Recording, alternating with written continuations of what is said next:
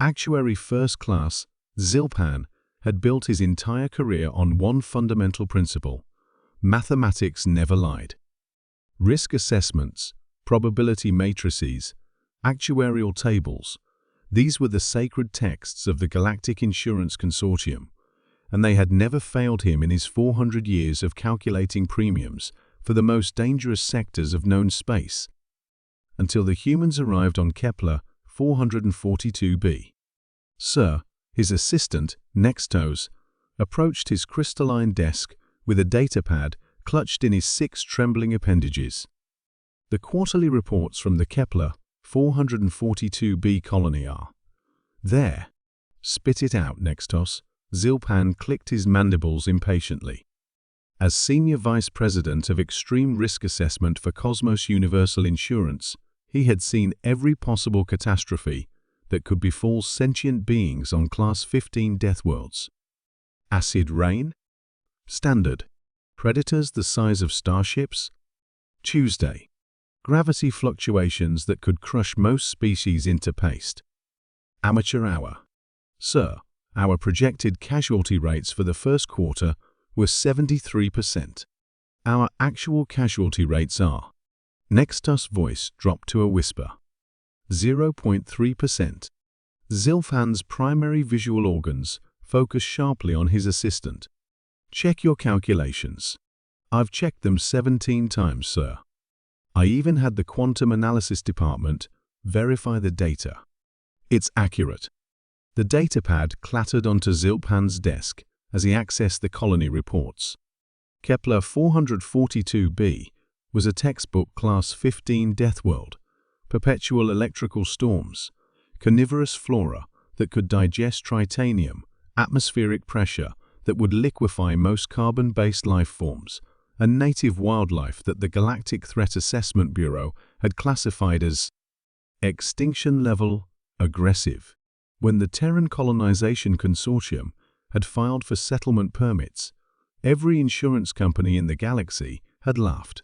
Cosmos Universal had won the bid for coverage by offering premiums so astronomical that they'd expected to cover maybe 6 months of total species extinction and still turn a 400% profit.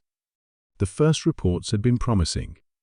3 days after landing, the human colony ship had been attacked by a pack of Vault Wolves, 6-meter-tall electrical predators that could channel lightning through their claws.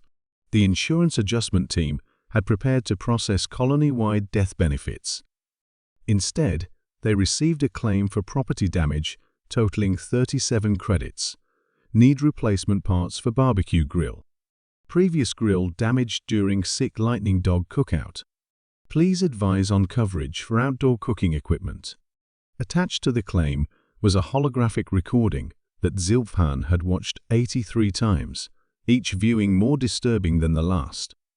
A human female named Janet was calmly grilling what appeared to be Vault Wolf steaks, while a dozen more of the creatures sat around her campfire like domesticated pets, their electrical discharges providing mood lighting for the evening meal. They're just big puppies once you give them a good belly rub, Janet explained to the camera, scratching behind the ear of a creature that could have atomized a Rigelian battlecruiser. A little aggressive at first, but that's just 'cause they're hungry. Everything's friendlier after dinner. The reports continued to arrive, each one more statistically impossible than the last. The carnivorous plants had been turned into a community garden. Turns out they love jazz music and coffee grounds, read one agricultural report. The crushing atmospheric pressure had been converted into a renewable energy source. These folks really know how to harness natural resources, admitted colonial engineer Mike Patterson in his environmental impact statement. The gravitational anomalies that should have scattered human molecules across the cosmos were being used for extreme sports. The insurance company had received 17 separate claims for bungee jumping equipment malfunction during gravity well surfing expeditions. Sir, Nextos ventured carefully, there's more. Zilpan gestured for him to continue, though his brain was already calculating the catastrophic financial implications. The humans have established diplomatic relations with the native shard hunters. Apparently, the species that we classified as universally hostile to all life forms are now trading partners. The humans export something called friendship bracelets in exchange for rare minerals. Zilphan's communication array chimed with incoming reports. Colony medical claims were virtually non-existent. Instead of death benefits, they were processing requests for birthday party supplies and wedding arrangements.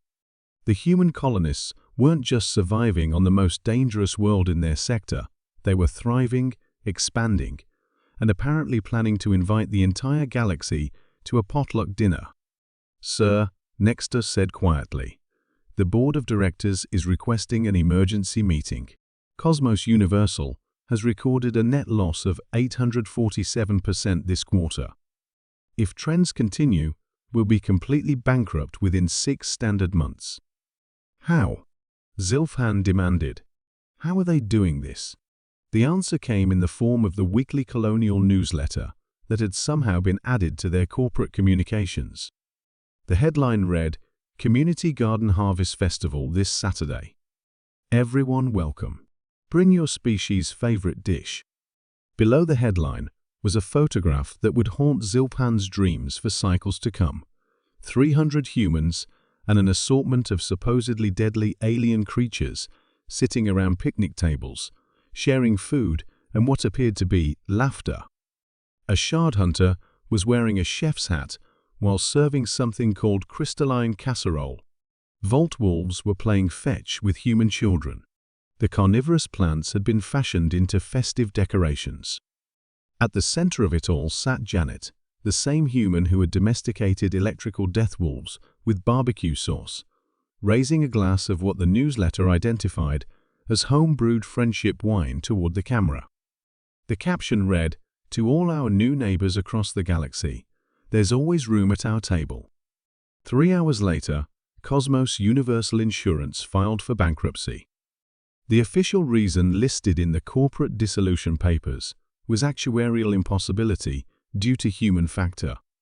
The unofficial reason, which Zilphan kept to himself as he cleared out his office, was simpler. Nobody had ever calculated the insurance implications of a species that could turn the most dangerous world in the galaxy into a neighborhood block party. As he prepared to leave his career behind, Zilphan's communication array chimed one final time. It was an invitation to the Kepler 442b Annual Peace and Friendship Festival, personally addressed to our friends at Cosmos Universal Insurance. Despite everything, Zilphan found himself smiling as he reached for his travel booking interface.